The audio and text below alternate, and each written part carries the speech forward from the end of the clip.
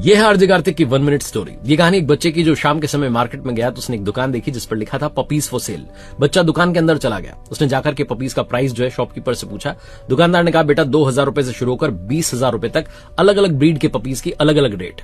उस बच्चे ने कहा अंकल मेरे पास तो सिर्फ 100 रुपीज का नोट है, क्या मैं इन पपीज के साथ थोड़ी देर खेल सकता हूं? ये 100 रुपए आप रख लो। दुकानदार ने कहा बेटा पैसे की जरूरत नहीं, आप ऐसे ही खेल लो। बच्चा उन पपीज के साथ खेलने लगा। तभी उसकी नजर पड़ी कोने में एक दुबका हुआ सा पपी जो चुपचाप बैठा था। उस बच्चे ने कहा अंकल ये इतना मासूम सा उदास सा क्यों है?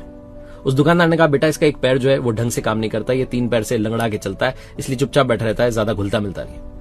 उस बच्चे ने कहा अंकल मुझे यही वाला पपी चाहिए, इसका प्राइस क्या है? दुकानदार ने कहा बेटा इसका क्या प्राइस होगा, इसको तो कोई फ्री में भी नहीं ले जाएगा। बच्चा बड़ा उदास हुआ। उसने कहा अंकल मैं आता हूं अभी थोड़ी देर में। वो अपने घर गया। जाकर के उसने अपनी गुल्लक तोड़ी, उसमें जितने रुपए थे सारे इकट्ठा कर लाया और दुकानदार से आकर के कहा कि ये लो 2000 रुपए में जितने कम पड़ रहे हैं मुझे बता दो, मैं वो पैसे भी देके जाऊंगा, लेकिन ये पपी मैं ही लेकर के जाऊंगा। दुकानदार ने कहा बेटा क्या करोगे इसके साथ, ये लंगड़ा के चलता है, खेलता भी नहीं है, करोगे क्या इसका, ये किसी काम का नहीं है। उस बच्चे ने तभी अपनी पैंट को थोड़ा सा ऊपर किया और बताया कि देखो मेरी जो लेफ्ट वाली लेग है, जो मेरा ये वाला पैर है, इसमें स्टील की रॉड डली हुई है। ऐसे तो मैं भी किसी काम का नहीं हूं, लेकिन मेरे घर वाले मुझे अपने साथ रखते हैं। छोटी सी कहानी है जो बताती है कि लाइफ में हर किसी को रिस्पेक्ट दीजिए, हर किसी की कद्र कीजिए, इज्जत कीजिए, क्योंकि हम सब उसकी संतानें हैं। और याद रखिए किसी की कहानी पूरी जाने बिना रिएक्ट करना सही बात नहीं होती। पूरी कहानी जानिए, उसके बाद ही रिएक्ट करना शुरू कीजिए।